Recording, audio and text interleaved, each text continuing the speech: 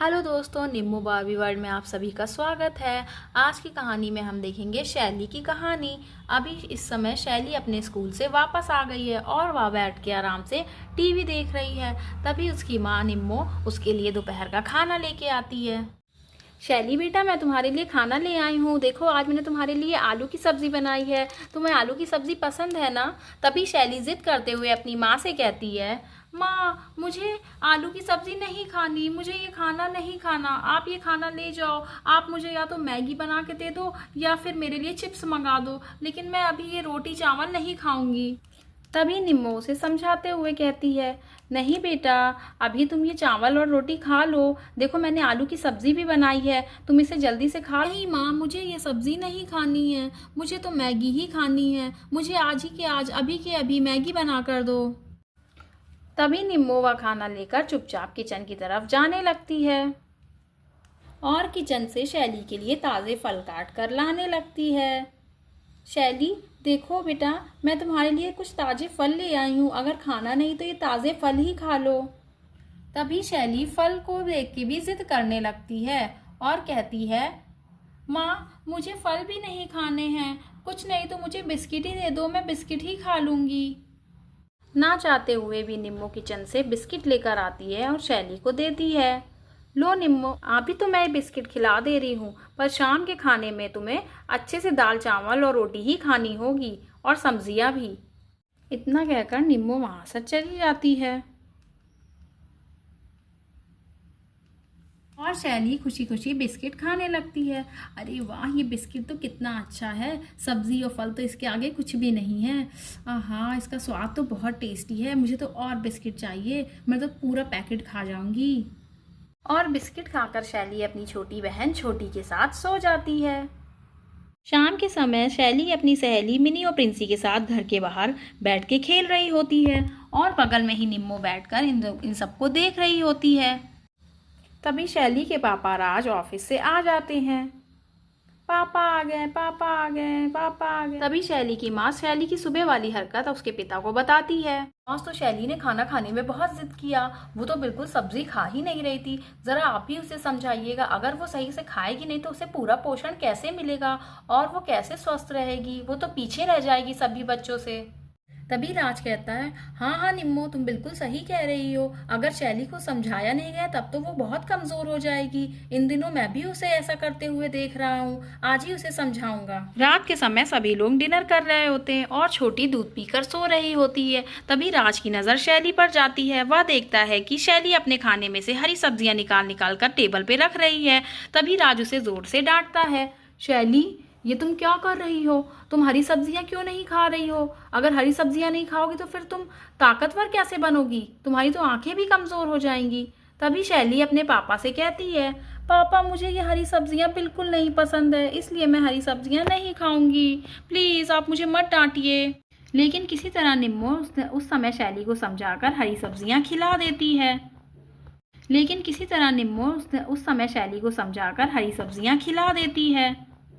में सभी लोग सो रहे होते हैं।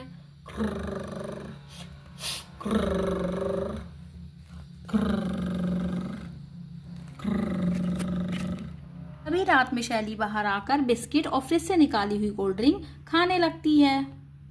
तभी रात में निम्मो इसे चुपके से देख लेती है। तभी निम्मो और राज शैली की स्कूल टीचर से मिलने आते हैं। अब तो मैम आपको ही बताना होगा कि हम क्या करें, शैली बहुत परेशान कर रही है। अभी श्वेता मिस कहती हैं, हाँ आप सही कह रहे हैं, मुझे भी लगता है इसीलिए शैली आजकल पढ़ाई में भी पिछड़ रही है, क्योंकि वो सही से पोषण नहीं ले रही है, इसलिए वो पढ़ाई लिखाई में भी पीछे हो रही है और स्पोर्ट्स में भी वो बहुत ही खराब हो गई है। अब आप ही बताइए मैम कि हम लोग क्या करें, आपको ही कोई उपाय निकालना होगा, क्योंकि शैली तो बहुत परेशान कर रही है। वो कुछ भी ढंग का खाना नहीं खाती है, इससे तो उसकी ग्रोथ रुक जाएगी और उसे आगे चल के बहुत परेशानी होगी। फिर श्वेता मैम कहती हैं, अच्छा आप परेशान मत होइए, मैं कुछ सोचती हूँ, मैं कुछ करती हूँ, आप बिल्कुल परेशान मत होइए। शैली को सुधारने के लिए एक सबक सिखाना पड़ेगा। उसी दिन शाम को शैली अपनी बहन के साथ खेल रही होती है। अरे छोटी, तुम कितनी प्यारी हो, तुम हंसो ना, तुम अपनी दीदी के साथ खेल रही हो। तभी तभी राज अपने हाथ में एक छोटा सा पौधा लेकर आता है और शैली को देता है। शैली, देखो बेटा, मैं अपने लिए एक पौधा लाया हूँ। देखो बेटा, कितना प्यारा पौधा है, चलो इसे हम अपने घर के आंगन में लगाते हैं। शैली और राज दोनों मिलकर पौधा लगाते। फिर शैली कहती है, चलिए पापा, अब हम इसमें पानी डालते हैं ताकि ये जल्दी से बड़ा हो जाए। अभी राज उससे कहता है, अरे नहीं नहीं शैली बेटा, इसमें पानी नहीं, इसमें तो कोल्ड ड्रिंक डालनी चाहिए, क्योंकि कोल्ड ड्रिंक ज़्यादा अच्छी होती है, पानी से भी ज़्यादा। चलो अब हम इस पौधे में कोल्ड ड्रिंक डालते हैं। शैली को अपने पिता की बात समझ नहीं आती है। कोल्ड ड्रिंक डालते हैं, लेकिन वो उसकी बात मान जाती है।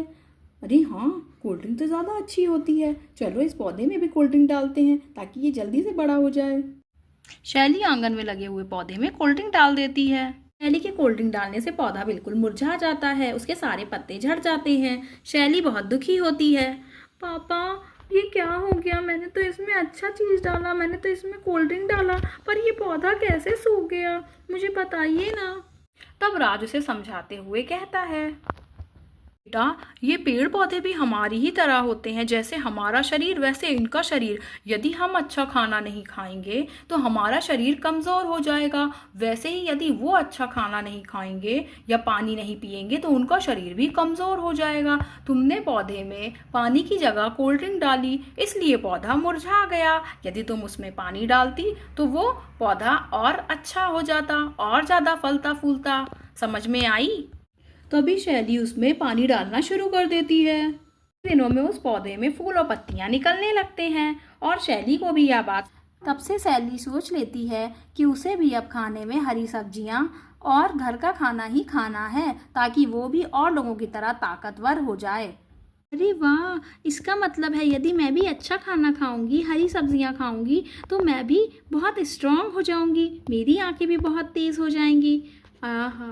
आज की कहानी में इतना ही दोस्तों। यदि आपको मेरी कहानी पसंद आई हो तो मेरे चैनल को लाइक, शेयर और सब्सक्राइब करिए।